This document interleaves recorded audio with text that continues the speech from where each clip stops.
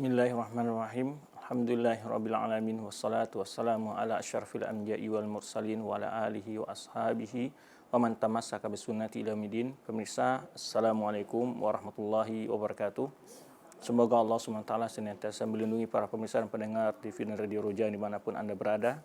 Kita juga tak lupa dan tidak luput mengirimkan salam dan salam buat arwah Nabi kita Muhammad SAW. Di kesempatan ini kita berjumpa dalam berbincang-bincang, menambah wawasan dan ilmu pengetahuan kita tentang agama yang mulia ini.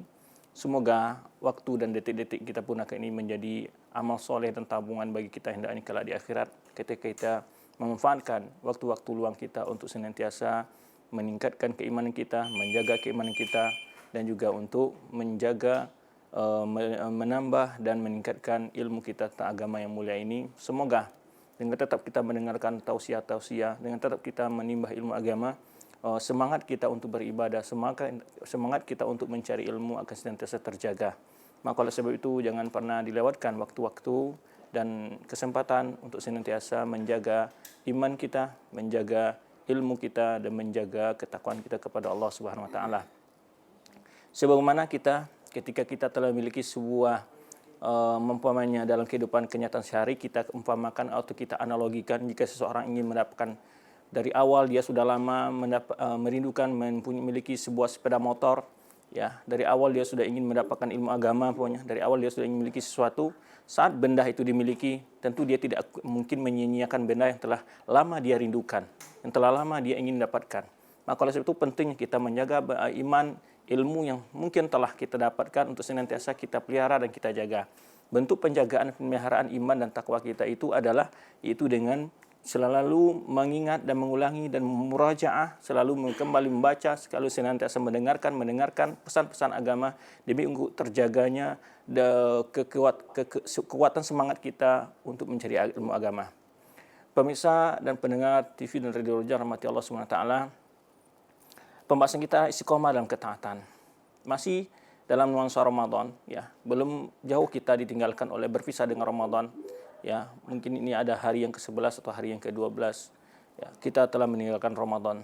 Tapi hikmah yang besar dari pelajaran Ramadan itu yang hendak kita petik adalah di mana Ramadan bagaikan sebuah pelatihan, bagaikan sebuah madrasah, bagaikan sebuah workshop, ya, tempat kita berlatih, tempat kita mencari pengalaman, tempat kita melatih diri, menepah diri kita, membiasakan kebiasaan untuk buat taat kepada Allah Subhanahu wa taala.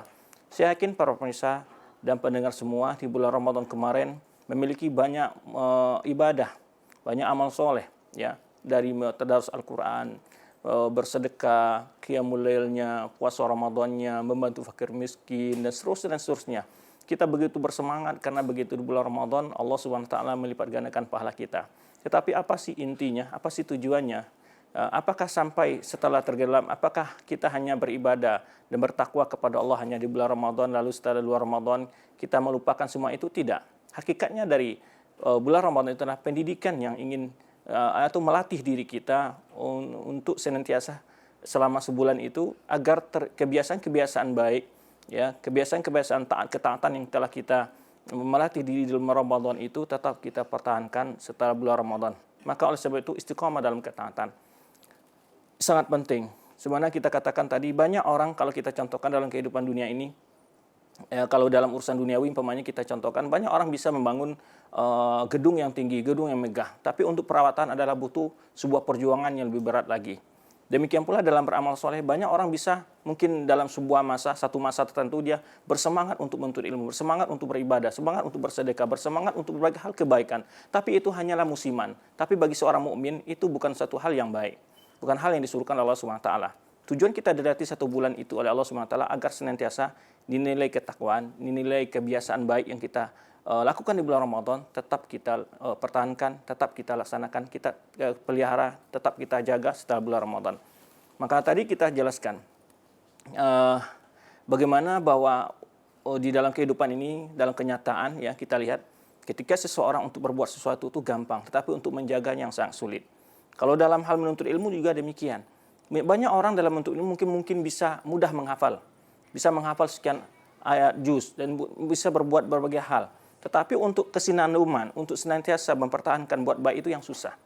Ya, demikian pula kita lihat dalam bercocok tanam. Banyak orang mungkin bisa bercocok tanam berbagai hal yang ditanam oleh dia. Tapi untuk menjaga tanaman ini butuh pengorbanan, butuh perjuangan. Ya, jadi kita jangan sampai belum memetik hasil, tanaman kita sudah layu karena tidak sering disiram.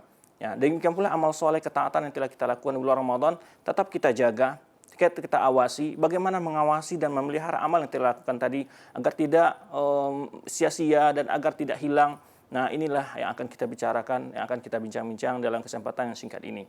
Allah Subhanahu wa taala menyebutkan dalam surat An-Nahl ayat 92 berfirman begini, dalam firman Allah berfirman dalam Al-Qur'an menyebutkan yang berbunyi yaitu wala takunu kallati naqad ghazlaha min ba'di quwwatin ankatha. Janganlah kalian seperti wanita-wanita yaitu yang menceberai-beraikan pintalan benangnya setelah jadi pintal benang itu kuat ya, dan kemudian dia buka lagi. Padahal dari awal sudah capek-capek ya. Membintal benangnya agar rapi, agar bagus, agar tersusun rapi. Nah, ini suatu ibrah, pemisalannya di Allah sebutkan dalam Al-Qur'an.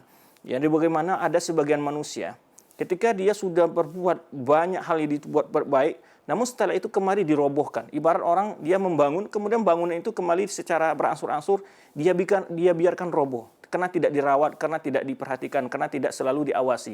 Maka untuk mengawasi ibadah yang telah kita lakukan, mengawasi iman, mengawasi ilmu yang telah kita mungkin raih walaupun mesti sedikit, tapi itu perlu kita jaga. Tapi karena yang sedikit ini bila kita jaga, senantiasa tumbuh. Ibarat sebuah tanaman kita tanam, kalau senantiasa kita siram, senantiasa kita perhatikan, kita pedulikan, insya Allah tanaman ini akan semakin besar, semakin hari akan makin bertambah tinggi, dan kemudian pada saatnya dia akan berbuah. Demikian pula iman, demikian pula ketaatan, demikian pula ketakwaan kita kepada Allah Subhanahu wa taala. Maka hendaknya kita ketika bulan Ramadan kita rajin sholat berjamaah. Maka hal ini hanya selayaknya. Ya, kita lihat memang secara khusus bulan Ramadan masjid-masjid menjadi penuh, bahkan ada yang takmirnya merencanakan setelah Ramadan untuk memperluas masjid kembali. Tetapi nyatanya setelah Ramadan justru masjid menjadi sepi, masjid menjadi lengang, masjid menjadi sunyi. Nah, ini yang menjadi pertanyaan kita. Inilah yang harus kita bicarakan, inilah yang ingin kita kemukakan dalam kesempatan ini. Bagaimana kita menjaga semangat yang tetap untuk beribadah itu. Bagaimana semangat kita tetap tumbuh, tidak semangat itu hanya musiman. Karena ibadah kepada Allah bukanlah musiman. Ibadah kepada Allah senantiasa sampai hidup kita berakhir. Sampai kemana Allah perintah kepada Rasulnya. Wa'bud rabbaka hatta ya'tiyakal yaqin. Wa'bud rabbaka hatta ya'tiyakal yaqin. Sembahlah, beribadahlah kepada Rabbmu, kata Allah SWT, sampai datang kematian. Maka kita tidak akan berhenti untuk beriman. Tidak akan berhenti untuk beramal soleh. Rajin bersedekah, rajin sholat berjamaah, rajin menuntut ilmu, rajin berbuat baik berbagai hal. Tidak akan berhenti kita sampai kematian datang menyebut kita. Ini yang harus kita lakukan. Nah, ini yang paling sulit. Makanya kita katakan tadi, banyak orang bisa berbuat amal soleh, bisa banyak dalam waktu-waktu yang tertentu saja. Tapi dia tidak menjaga, tidak mensinambungkan, tidak mempertahankan nilai-nilai kebaikan yang telah dilakukan. Padahal Rasul kita sallallahu alaihi wasallam telah menyebutkan dalam sabdanya, ya, ahabul amal ilallahi subhanahu wa ta'ala adwamuha wa in qallah. Kata Rasul sallallahu alaihi wasallam, amal yang paling cinta Allah subhanahu wa ta'ala itu adalah amal yang senantiasa, continue yang kita lakukan. Ya, rutinitas, dia selalu dia pertahankan. Ya, sekalipun sedikit. Dan ini memang kenyataan. Jadi jangan kita bersemangat berbagai macam bentuk ibadah tapi itu hanya musiman. Nah, tentu hal ini adalah bukan ciri-ciri orang ketakwa. Karena ketakwaan itu bukannya pada bulan Ramadan. Karena Allah yang kita ibadati bukan hanya pada bulan Ramadan. Allah itu kita ibadati pada setiap saat. Maka oleh sebab itu berkata oleh sebagian ulama salaf menyebutkan bi'sal mar'i man lam ya'rifillah illa fi Ramadan. Ya, ada sebagian manusia yang sangat buruk itu adalah orang yang tidak kenal Allah pakai bulan Ramadan. Padahal Allah itu Rabb. Sya'ban, Rabbnya Ramadan, Rabbnya Syawal, Rabbnya Zulqa'dah, Zulhijjah, semua kita beribadah kepada Allah. Tapi tujuan dari adanya bulan Ramadan itu adalah kembali menimbulkan semangat, mengingatkan kita, melatih kita untuk senantiasa berbuat taat kepada Allah Subhanahu wa taala. Jadi oleh sebab itu Allah tadi menyebutkan wala takunu kallati naqad ghazala min ba'di quwwatin ankatha. Janganlah kamu seperti wanita-wanita ya, naqad ghazala, kembali mengurai pintalan-pintalan benang yang setelah kuat, telah matang. Ya. Ini ibarat yang Allah sebutkan. Dia dari awal sudah mengatur bagaimana pintalan benangnya itu rapi ya. Kemudian diurai kembali, dibuat susah kembali. Kemudian kapan dia akan selesai dari pekerjaannya? Maka ini perumpamaan yang sengaja Allah Subhanahu wa taala berikan kepada kita. Setelah kita beramal soleh, hendaknya amal kita ini kita jaga. Amal hendaknya kita selalu kita awasi. Jangan sampai ada amalan-amalan ibadah, kebiasaan-kebiasaan yang mungkin mengurai kembali pahala kita. ya, menghilangkan kembali, mengurangi pahala kita yang telah kita lakukan pada bulan Ramadan. Bagaimana supaya pahala di bulan Ramadan akan tetap terjaga? Ya, tetap kita pertahankan ketaatan kita, salat berjamaahnya, qiraatul Qur'annya, ya. Ya, maka tadi telah juga kita jelaskan, Rasulullah SAW menyebutkan Allah Subhanahu wa taala bahwa amal yang paling cinta Allah Subhanahu wa taala itu adalah amal yang kontinu, rutinitas, ya, walaupun sedikit. Hal ini bisa kita contohkan, ya. Kalau ada orang yang biasanya kalau ingin baca buku 1 hari selesai, tapi setelah itu 2 bulan, 3 bulan nggak pernah baca buku lagi. Bukan begini. Tapi kalau seseorang yang baik, yang kontinu, yang rutinitas, ya, dia mungkin setiap hari baca setengah halaman, 1 halaman buku, tapi lalu dia baca, ini akan banyak bisa selesai buku oleh dia. Ya, demikian pula ketika membaca Al-Quran, mungkin dia sebelum tidur hanya baca 2-3 ayat. Tapi selalu dibaca, selalu dilakukan. Selesai sholat subuh dia mungkin membaca hanya 1 halaman, 6 atau 7 ayat. Selesai. Terus begitu kontinu setiap hari, maka ini tidak mungkin, sangat memungkinkan dan sangat memudahkan bagi dia. Satu saat dia akan sangat mudah untuk khatam Quran, dan sering akan terjadi khatam Quran karena selalu dia baca. Tapi ada orang yang mungkin di Ramadan khatam Quran dia. Bisa khatam, bisa tamat 30 juz. Tapi di luar Ramadan tidak pernah lagi. Nah, itu bukan ini yang diinginkan. Dari tujuan sebuah ibadah Ramadan ketika dijadikan Ramadan sebagai momen untuk melatih diri kita, membiasakan diri kita berbuat taat kepada Allah Subhanahu wa taala. Nah, itu berapa ayat dan hadis tadi kita sebutkan. Pertama firman Allah Subhanahu wa taala, wala takunu kallatina qad ghazlaha min ba'di quwwatin ankatha. Janganlah seperti wanita-wanita yang kembali mengurai pintalan benang yang setelah kuat, ya. Kemudian Rasul kita tadi menyebutkan sabdanya, ahabul a'mali lillahi subhanahu wa ta'ala adwamuhu in qalla. Amal yang paling cinta Allah Subhanahu wa taala itu adalah amal yang kontinu sekalipun sedikit. Kemudian kita harus waspada. Amal yang telah kita lakukan ini, amal yang telah kita kita lakukan bulan Ramadan ini agar senantiasa terjaga adalah tetap melakukan amal-amal itu di bulan Ramadan, mempertahankannya. Kemudian juga waspada dengan perusak atau disebut kalau diibaratkan pada sebuah tanaman itu tanam parasitisme, yaitu tanam perusak, ya, tanam-tanaman hama-hama yang akan merusak, ya. Amal soleh kita ini banyak sekali. Kita ingat sebuah sabda Rasulullah SAW ketika Rasulullah SAW bertanya kepada para sahabatnya, atadruna manil muflis, tahukah kamu orang-orang yang bangkrut? Para sahabat menjawab, al-muflisu fina man la dinar wala dirham. Kalau orang bangkrut di tengah menurut kebiasaan kita, pemahaman kita, yaitu yang kita ketahui, kata sahabat menjawab, itu orang yang tidak punya emas dan perak, orang yang tidak punya dinar dan dirham. Kata Rasulullah itu bukan al-mufsilu fi ummati, muflis, ya. Umatku yang merugi, umatku yang bangkrut itu adalah yaitu mayati yaumil qiyamah bi shalatin wa siyamin wa zakatin. Ya, orang yang datang, ya, mayati bi amal shalih ka amsal jibal. Orang yang datang pada hari kiamat dan bagai bentuk ibadahnya. Tetapi bagaimana waqad syatama hadza wa daraba hadza wa akala ma hadza. Rasulullah SAW menyebutkan kebiasaan lain yang membuat amalnya hilang, bangkrut, itu adalah dia tidak meninggalkan kebiasaan-kebiasaan buruk lain yang membuat amal soleh yang begitu banyak dilakukan menjadi hilang, menjadi debu. Ya, tidak berarti. Kenapa? Bangkrut dia. Habis untuk membayar habis terpotong dengan maksiat kedosa yang dia lakukan setelah bulan Ramadan itu. Setelah dia buat ketaatan kepada Allah SWT. Dia memukul ini, mengambil harta ini, ya, mencaci ini, melaknat ini, dan kebiasaan-kebiasaan buruknya. Kemudian kata Rasulullah sebutkan, apabila sudah infaniyat hasanatuhu, ukhidat min sayyi'atim, kemudian kalau kebaikan dia sudah habis untuk bayar hutangnya dalam berbuat kejahatan kepada umat manusia lain, maka diambillah dosa orang-orang yang disakiti, orang disalimi oleh dia, kemudian ditimpakan kepadanya. Summa uqliya finnar. Kemudian akhirnya dia masuk neraka. Inilah perumpamaan yang perlu kita waspadai. Dalam hadis ini mengingatkan kita, hendaknya kita waspada dari amal-amal, keburukan-keburukan, sikap-sikap, tingkah laku yang dapat kembali menggugurkan amal kita, kembali membuat kita bangkrut di akhirat kelak. Kita banyak melakukan kebaikan, tetapi ternyata juga hutang kita sangat banyak, maksiat kita banyak, kezaliman kita, kejahatan kita juga banyak. Akhirnya amalnya juga tidak ada artinya. Maka ini yang perlu kita waspada. Hendaklah kita istiqamah di dalam berbuat taat kepada Allah SWT. Di bulan Ramadan inilah hakikatnya. Di bulan Ramadan kita dilatih bagaimana supaya tidak boleh mengupat, ya.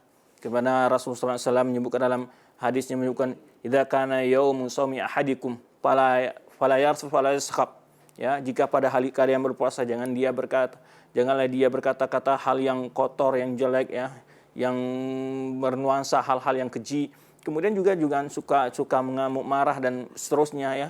Wa in qatalahu ahadun aw sabahu, jika ada orang yang menyakitinya dan mencacinya, falyaqul ini shaim. Ini adab ini harus kita terapkan setelah Ramadan. Setelah Ramadan kita dimiliki perasaan selalu diawasi Allah Subhanahu wa taala. Di mana saat bernuansa kita berpuasa, terasa oleh kita selalu dilihat Allah, sehingga kita selalu mengawasi mata, telinga kita, tangan kita ya, untuk tidak berbuat maksiat kepada Allah karena takut akan mengurangi pahala nilai-nilai puasa kita.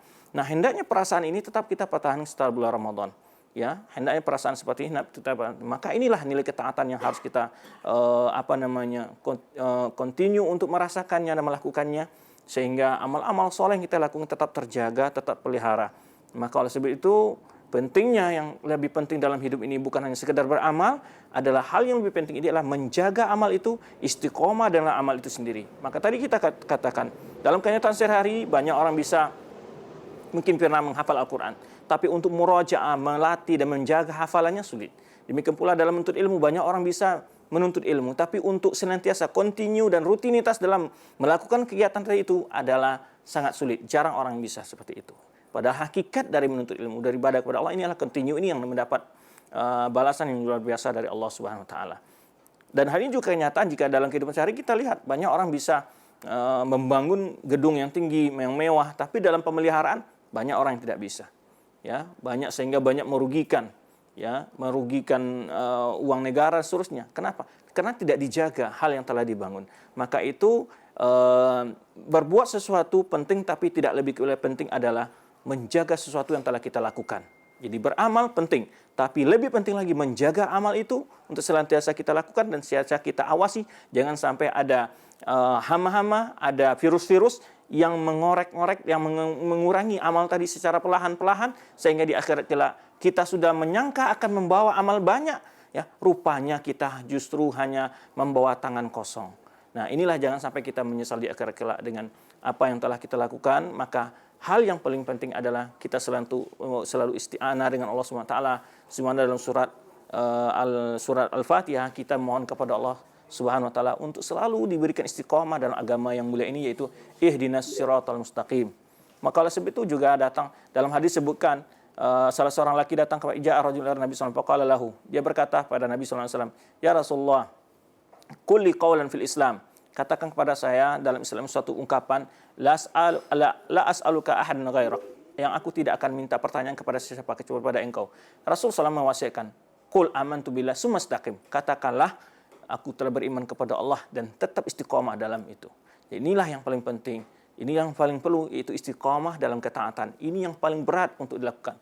Kita katakan banyak orang bisa banyak beramal soleh, tapi itu hanyalah musiman, hanyalah waktu-waktu tertentu. Ketika orang banyak, dalam kebiasaan sehari-hari kita lihat, ketika orang musimnya lagi banyak musim akik, orang suka banyak musim akik.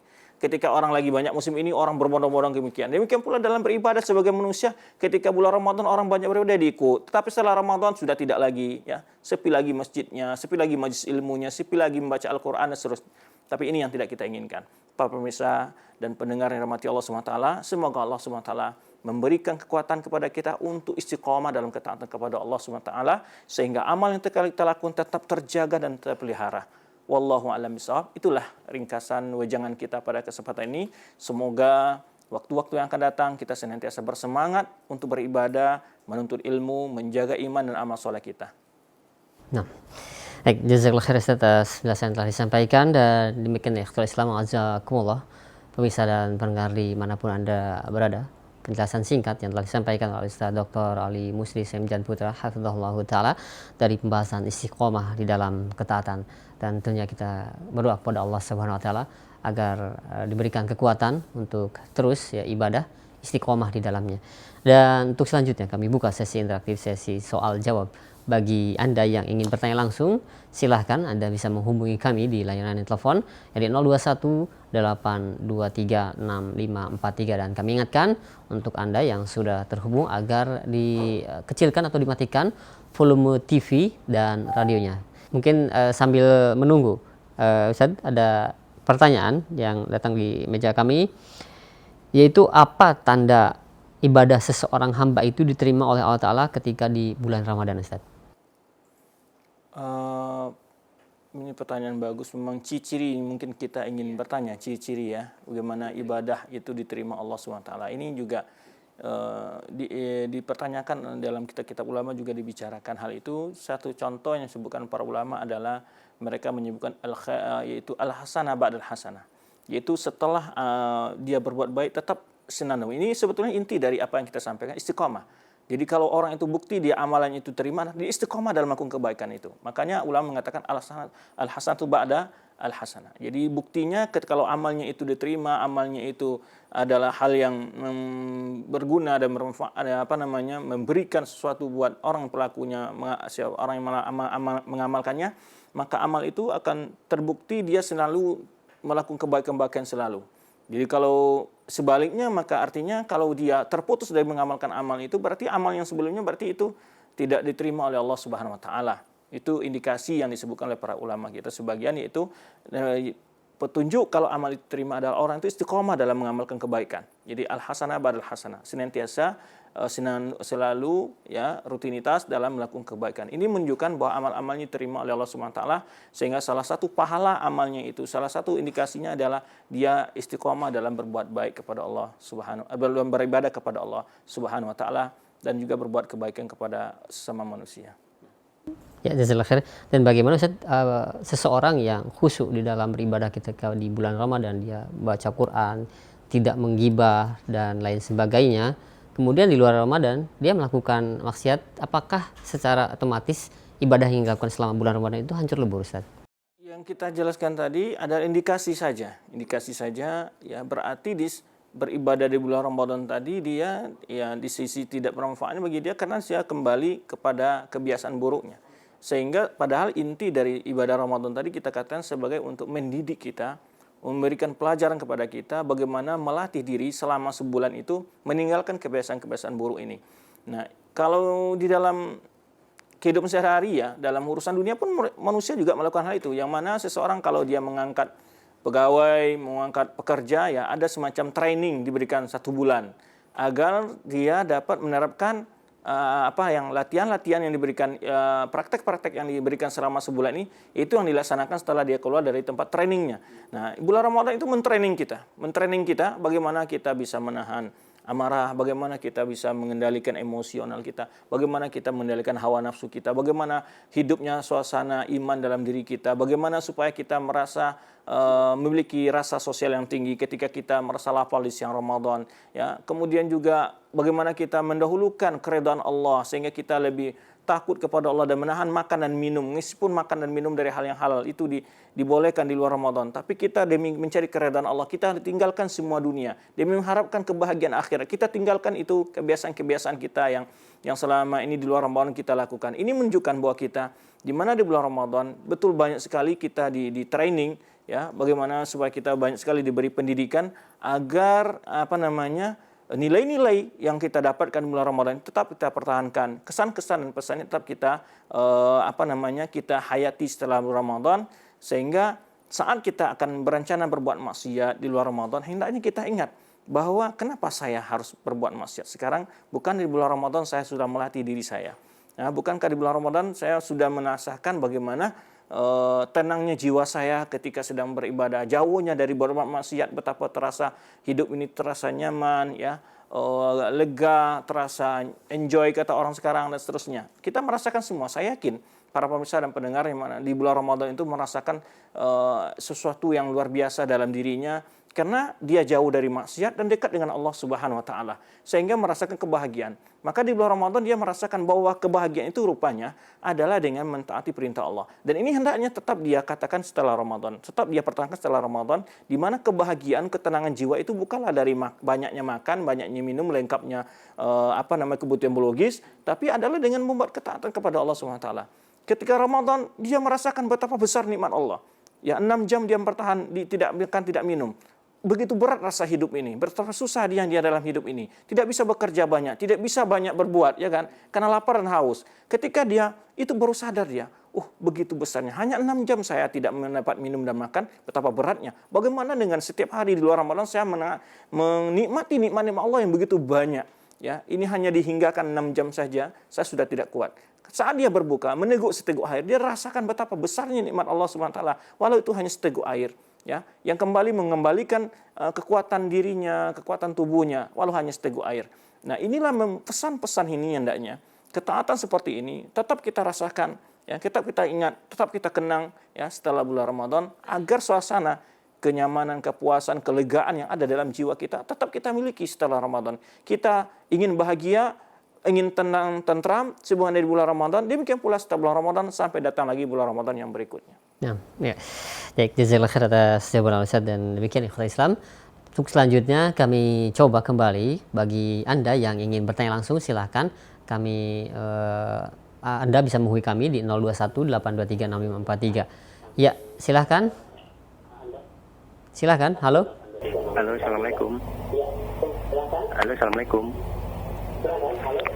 Halo, assalamualaikum. Waalaikumsalam warahmatullahi wabarakatuh. Dengan Bapak siapa di mana, Pak? Bapak Anto di Semarang.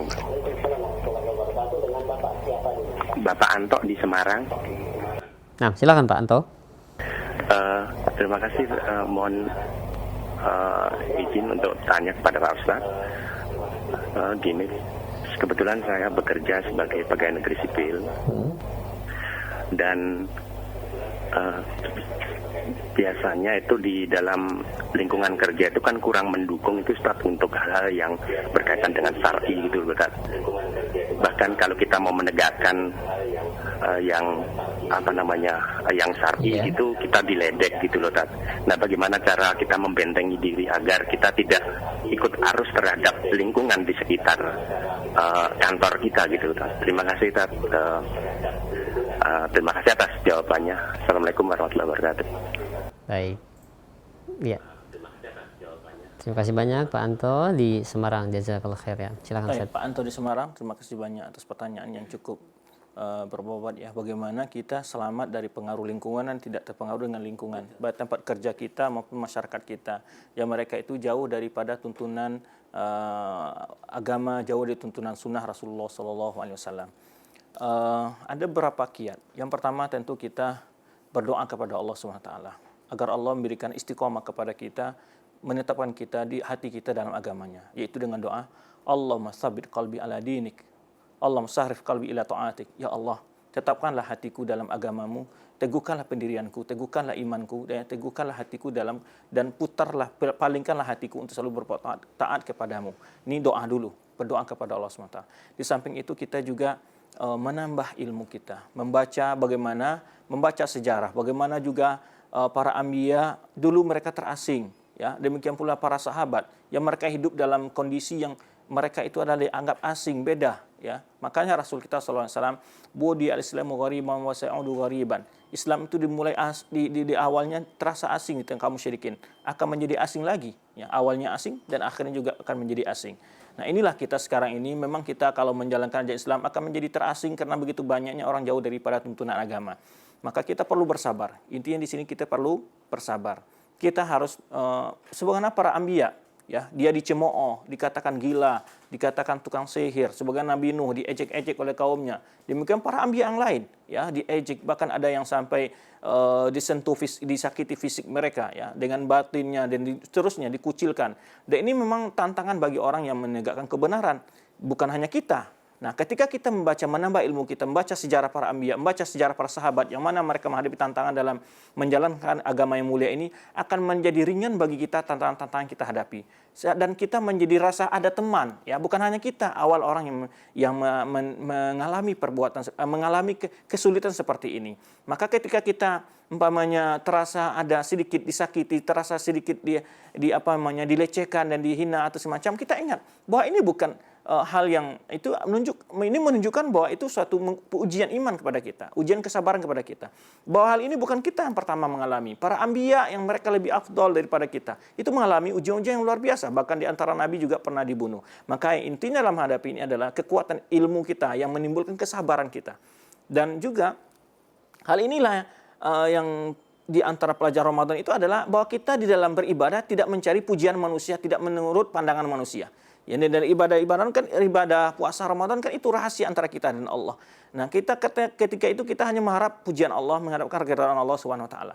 Ketika itu, dan hal ini juga dapat kita terapkan dalam kehidupan kita. Ketika kita menjalankan ajaran Islam di tengah-tengah orang-orang yang jauh dari tuntunan agama, kita akan menjadi asing. Kita perlu di sini bukan mencari keredaan manusia. Karena keredaan manusia sesuatu hal yang sangat sulit, tidak akan pernah bisa kita penuhi. Maka dikatakan oleh sebagian pujangga Arab mengatakan, ya, yaitu ridhon nas ghayatun la tudrak. keredaan manusia itu ada sesuatu yang tidak mungkin kita dapatkan. Dan kita tidak mencari keredaan manusia. Sekarang kalaupun kita redokan, kita berbuat muat seperti dia, apakah dia akan tunduk kepada kita dan memuji kita, menaikkan pangkat kita? Juga tidak. Ya, justru kita cari keredaan Allah Subhanahu wa taala, yang dialah yang mengatur, dia yang mengatur hati manusia juga sekalipun. Ya, musuh-musuh kita itu akan menjadi tunduk, menjadi hina, dia dihinakan oleh Allah Subhanahu wa taala, dan dia akan mengangkat orang-orang beriman karena Allah Subhanahu wa taala telah berjanji akan membela orang-orang yang berjalan di atas agamanya. Maka kita inilah yang kita katakan bahwa kita diuji itu untuk membuktikan menguji keimanan kita, kesabaran kita. Disitulah naiknya derajat iman kita dengan kesabaran itu. Maka Allah sebutkan dalam firman-Nya, ahasiban nasu ayaqulu amanna wa hum la yuftanun. Apakah manusia itu mengira kami biarkan dia mengatakan kami telah beriman lalu tidak diuji? Ya, walaqad fatanna alladziina min qablihim. Kata Allah SWT, kami telah menguji orang-orang sebelum kalian. Nah, inilah ketika kita ingat bagaimana perjuangan sahabat, bagaimana tantangan oleh para nabi dalam menjalankan agama ini, menjadi ringan penderitaan yang ada kita hadapi. Dan penderitaan yang kita hadapi itu sangat kecil dan sangat ringan, dan itu pun terbatas, ya. Tidak sebagaimana yang lebih berat dialami oleh para anbiya dan juga para sahabat dalam kehidupan mereka. Kemudian pala amal ladzina sadaqal amal kadhibin. Kata Allah, tujuan Allah menguji kita itu apa? Agar terbukti orang benar-benar beriman, siapa yang dusta dalam imannya. Maka ujian pasti. Maka oleh sebab itu para ulama dan para pakar-pakar menyebutkan bahwa sesuatu itu memang jelas benar tidaknya diuji dulu, dimasukkan ke labor, ya, dimasukkan ke labor. Emas biar tahu mana yang asli atau tidak, dibakar dulu. Nah, ini memang kalau seandainya menjalankan ajaran agama ini tidak ada tantangan, pastilah semua orang akan gampang menjalankan ajaran agama. Karena ada beratnya, akan ada tantangan, itu adalah keberakan dari ejekan, hinaan, itu perlu kita bersabar. Kemudian yang berikutnya perlu kita lakukan adalah pakai saja filsafat seperti ikan. Meskipun hidup di tengah lautan namun tidak pernah keasinan. Ya, yaitu kita harusnya yang mempengaruhi mereka, bukan kita dipengaruhi. Kita yang harus memberikan asar kepada mereka, bukan kita memberikan pengaruh kepada mereka. Kita tunjukkan akhlak yang baik, kita kesopanan. Bagaimanapun dia mengejek, kita juga tetap senyum, tetap salam, tetap saja berbuat baik. Dengan mencontohkan kedisiplinan dalam bekerja, keuletan dalam bekerja, keseriusan dalam bekerja. Sehingga mereka akan menilai bahwa orang-orang yang menjalankan agama itu adalah orang yang disiplin, orang yang jujur dalam bekerja, orang yang amanah dalam bekerja. Insya Allah akan ini memberi pengaruh kepada mereka. Justru mereka akan menjadi malu, mereka akan menjadi segan, bahkan mereka mungkin akan menjadi belajar kepada kita dan ingin mendapatkan ketenangan yang mereka lihat pada kita, ingin mereka rasakan pula. Jadi kita harusnya menjadi qudwah hasanah. Maka posisikan diri kita pada saat orang-orang itu di sekitar kita jauh dari sholat, tidak memperhatikan sholat, tidak memperhatikan aurat, umpamanya. Kita justru memberikan contoh teladan yang baik. Nah, hendaknya kita memposisikan diri kita sebagai ini. Kita harus memberikan contoh teladan yang baik, dan kita harus mempengaruhi mereka dengan cara-cara yang elegan, cara-cara yang mudah, cara yang baik, ya. Mungkin dengan memberi hadiah buku, atau dengan cara mengajak dia berziarah ke rumah kita, ya. Kita bercerita-cerita pengalaman kita, dulu saya seperti ini, tapi setelah saya mengikuti pengajian ini, setelah saya membaca buku agama, barulah terasa oleh saya betapa indahnya hidup ini, bahwa kebahagiaan itu bukanlah pada materi, bahwa kebahagiaan itu bukanlah dengan mengikuti hawa nafsu. Nah, pengalaman religi kita ini juga dapat kita berikan kepada dia, sehingga dia juga akan termotivasi untuk mencontoh atau untuk menjalani atau merubah kehidupannya untuk sesuai dengan apa yang ditentukan oleh Allah Subhanahu wa taala. Wallahu a'lam bishawab. Nah, ya, jazakallahu khair Ustaz atas jawabannya. Demikian ya untuk Bapak Anto yang berada di Semarang. Masih kami terima, silakan yang kedua di belakang Pak Anto yang ingin bertanya langsung kembali, ya di 021 823 6543. Nah, silakan. Assalamualaikum. Sudah yang terhubung? Iya, silakan. Waalaikumsalam warahmatullahi wabarakatuh. Dengan siapa, di mana Pak? Abdul Razak di Depok, Pak. Saya udah nanya Ustaz. Pak Abdul Razak di Depok. Silakan Pak Abdul Razak.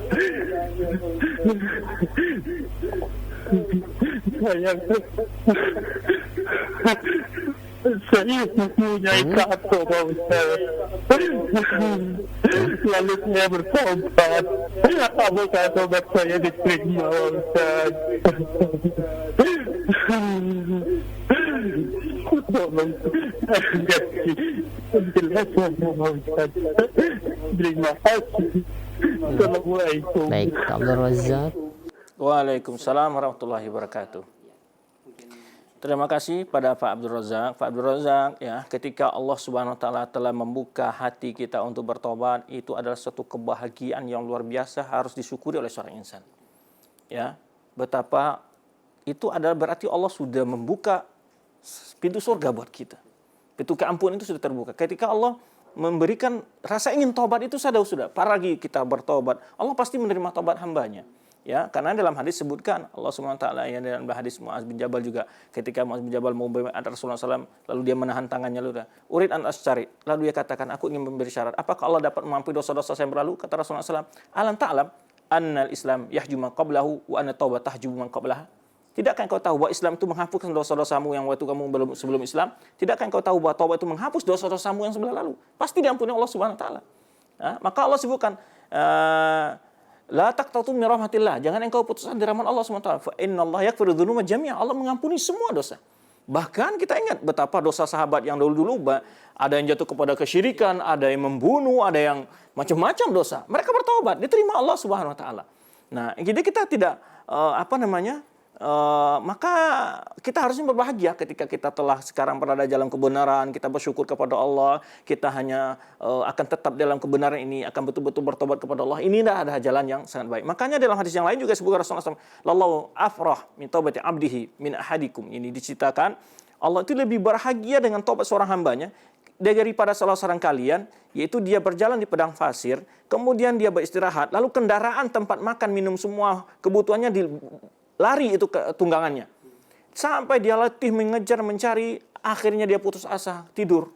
Ketika tidur, tipanya tunggangan yang tadi dia sudah capek mencarinya, ada di atas kepalanya. Sehingga saat dia berbahagia menepati tunggangan itu, dia salah omong. Allahumma anta abdi wa ana rabbuk.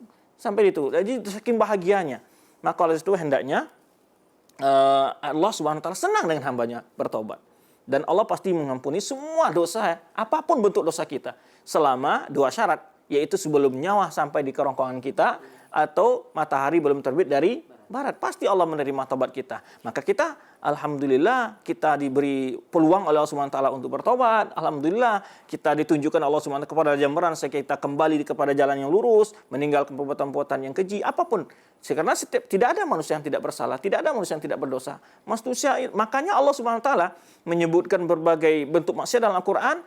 Selalu Allah panggil agar mereka untuk bertobat kepada Allah Subhanahu wa taala. Apakah itu maksiatnya syirik, itu dosa yang paling besar, ya? Apakah itu berzina, apakah itu membunuh, apakah itu mengkhamar, apa itu mencuri, apapun bentuk dosa yang dia lakukan, kalau dia bertobat, Allah Subhanahu wa taala pasti menerima tobatnya. Pasti, bukan diragukan. Allah pasti menerima tobat karena Allah Subhanahu wa taala menyebutkan di antara nama Allah itu yaitu At-Tawwab. At-Tawwab itu adalah penerima tobat, sangat Al-Ghaffar, Maha Pengampun, Al-Ghafur, ya. Itulah maka kita berbahagia, hendaknya kita bersyukur kepada Allah SWT. Cuman yang perlu kita mohon setelah kita bertobat kepada Allah agar diistiqomahkan Allah dalam tobat kita, dapat menjaga diri kita. Nah, bagaimana kita menjaga diri setelah kita bertobat? Nah, itu tadi. Yang pertama harus kita perhatikan adalah teman, lingkungan. Ikutilah orang-orang yang sudah rajin ke masjid, ikutilah orang-orang yang suka ke majelis ilmu, ya. Kemudian sering membaca Al-Quran, baca buku agama. Iringi tobat kita dengan menambah ilmu. Dan juga meninggalkan bi'ah atau lingkungan atau kebiasaan yang dapat atau selama ini sering mempengaruhi kita untuk jatuh kepada maksiat. Ini harus kita tinggalkan. Ya, kalau umpamanya dalam dunia maya, ya biasanya Facebook, Twitter atau apapun saja ini ditutup semua sudah. Ya, ini lubang-lubang maksiat yang bisa mempengaruhi kita. Nah, oleh sebab itu yang penting setelah kita bertobat apa tadi? Istiqomah, menuntut ilmu, teman harus kita waspadai, ya. Kita lebih banyak mencari ilmu agar tobat kita benar-benar berarti, kemudian juga tobat kita tetap ini agar teman yang diperhatikan. Hal ini diambil dari sebuah hadis, ya, dikisahkan oleh Rasulullah SAW sebuah hadisnya, kana min qablakum. Ini Rasul menyebutkan membunuh 99 jiwa dibunuh oleh dia. Kemudian dia mau bertobat, datang kepada orang yang tidak berilmu. Ya, seorang ulama Bani Israel, dia bertanya rahibnya, ahli ibadahnya, oh gimana Allah akan menerima tobatmu? Kamu sudah bunuh 199, begitu banyak. Akhirnya dia bunuh yang rahib ini, cukupkan 100. Lalu disebutkan Rasulullah, akhirnya dia juga bertanya lagi pada orang berilmu, dia tanya, siapa yang menghalangi antaramu dengan tobat? Ya, Allah menerima tobatmu. Lalu dia, tapi kata orang alim ini, kamu itu berada di lokasi, berada di lingkungan, yaitu lingkungan yang sangat buruk. Maka disuruhlah hijrah oleh orang alim ini, orang ini kepada tempat yang di situ banyak orang-orang yang baik-baik.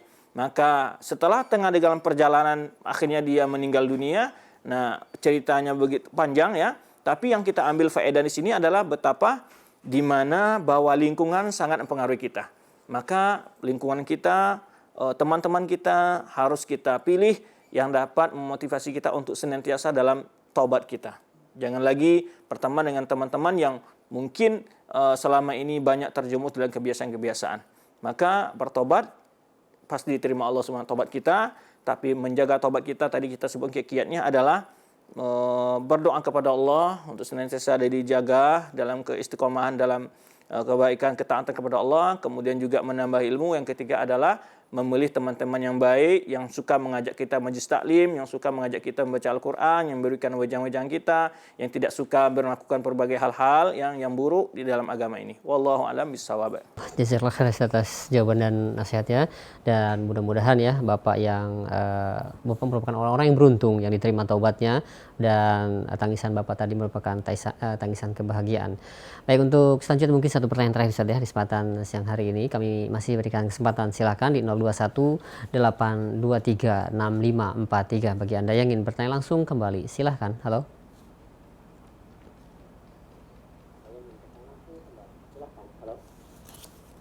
Nah, silakan Pak. Assalamualaikum. Iya, silahkan Pak. Sudah masuk. Dengan siapa di mana?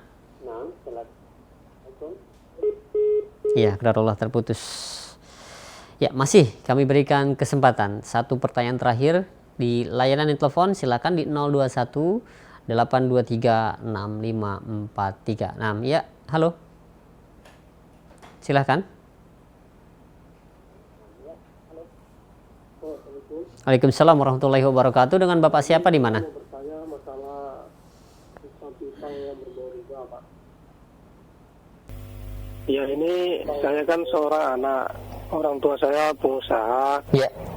Tapi menggunakan uang simpan pinjam yang ada ribanya, Pak. Sedangkan saya belum kerja, apakah saya boleh memakan dari hasil orang tua saya yang berdagang tapi meminjam simpanan pinjam uang riba? Yang berdagang. Baik, cukup ya Bapak ya yang bertanya. Terima Apakah kasih boleh banyak. saya memakan di rumah, apa saya harus kerja mencari duit yang halal untuk uang makan saya, Pak? Baik. Baik, pertanyaan yang senada pernah saya baca dalam salah satu fatwa Syekh bin Baz ya, atau Lajnah Daimah, di mana anak ini masih belum usia bisa bekerja, tapi usia sekolah, kuliah gitu ya. Kemudian dia bertanya kepada Syekh bin Baz, bagaimana Syekh, boleh nggak saya memakan yang mana hasil orang tuanya juga seperti yang diceritakan tadi, ada dari hasil dengan cara bermuamalah dengan riba. Syekh bin Baz menyatakan dalam jawaban beliau itu ya, boleh diambil sesuai kebutuhan. Boleh diambil sesuai kebutuhan kamu saja. Tapi kalau kamu bisa untuk bebas dari itu lebih baik. Nah, jadi diambil sesuai keputusan karena dia belum dalam usia bisa mandiri. Nah, tapi kalau Bapak sudah dalam usia mandiri, baiknya kita tinggalkan, usahakan. Lepas kita, ya. Kalau kita sudah usia mandiri, kita harus bekerja dan mencari meninggalkan hal-hal yang berbau riba itu.